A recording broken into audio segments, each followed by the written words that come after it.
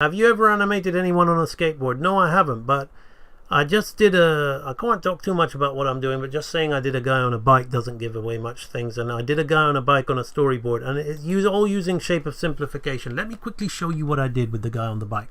It won't take long, okay? It's not going to take long.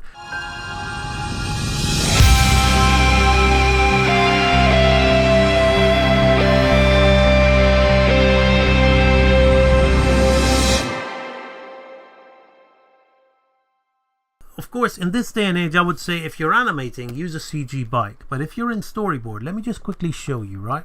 Let me quickly show you, like, let's say that the bike has to come into perspective, okay? Right, again, so I'm just going to do a square like this. Okay, now the bike is moving in perspective like this. And then the bike has to change perspective because it does a little turn like this. Then it comes down here like this. And then it moves away like that. Now I'm not going to do the whole bike because we're doing the dog. Now I'm just going to divide this, and I'm going to divide this. I'm going to divide this, and I'm going to divide this. I'm going to divide this, and I'm going to divide this. I'm going to divide this, and I'm going to divide this. And there we go. Right. So obviously this is going to be quick. Okay. So here I'm going to put an ellipse. Maybe I put a little. Sorry, I put another shape in here like this. Another shape in here like that. Anybody would think I'll be drawing the British flag.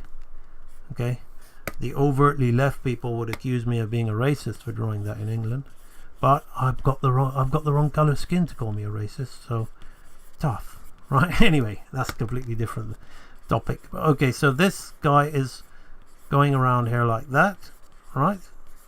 And the wheels are in here like this. Let me do the wheels in black. Okay, so you see how we're keeping proportion. Okay, now this is here. Let's change it. Let's have the front wheel come here like this. Yes. You're keeping proportions, shape, simplification. Now what I'm going to do is I'm going to put the seat up the top there like that. So we're going to put the seat. The seat's going to just sit. I'm not even using the light box, right? So then what we're going to do is we've got the middle pedal here like this. The middle pedal here like that. Middle.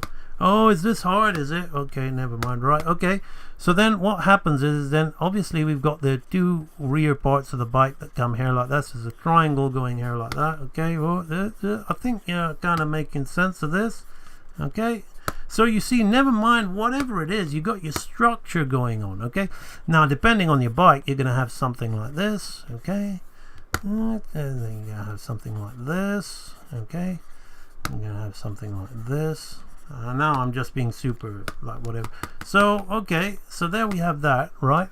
So now what I'm going to do is obviously there's got to be more to it, okay, than that. But that's a very quick proportions of a bike that we've just gone and put up there like that. Okay, right?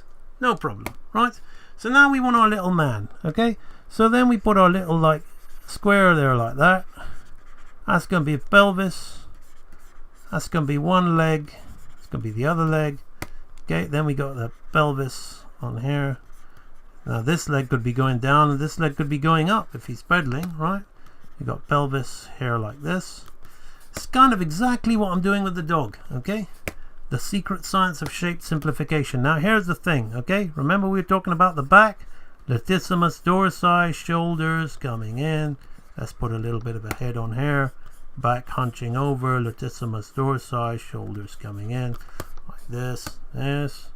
So I would imagine I'd have to go on the internet, Galen. I know you've gone now and you're looking at a, you know, but if I was going to do a guy on a skateboard, it would be pretty much similar to this. Okay, so let's have a look at whatever it is. I didn't even check what I was doing, but let's have a look. Okay, so he goes in there and he changes that. There you go, a guy on a bike. Okay, right, obviously it needs work, it needs drawing, but the same way I'll do it with that dog. I don't even know how many. Did that take like a minute or 2 minutes, 3 minutes? I don't know, whatever.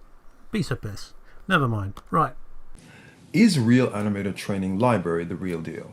Is that Real Animator Training real? Absolutely. The Real Animator Training provided by AMB Animation, it is absolutely the best ever. Is Real Animators Training for real? Yes, it is. Yeah, I definitely think Real Animator Training is for real. AMB Animation can be a life changer. certainly was for me. I'm just so happy with the way that I've progressed since I've started in the A&B animation library. I bought this in support because it has changed my life. I never thought that would make that difference in my life. That library is just so valuable, so many things you can learn, and It's just truly amazing. I may have said that already. But yeah, it's been one of the best things that's happened in my life. Is Real Animation Training Library real? It doesn't get realer. Thanks. So, are you gonna join the library?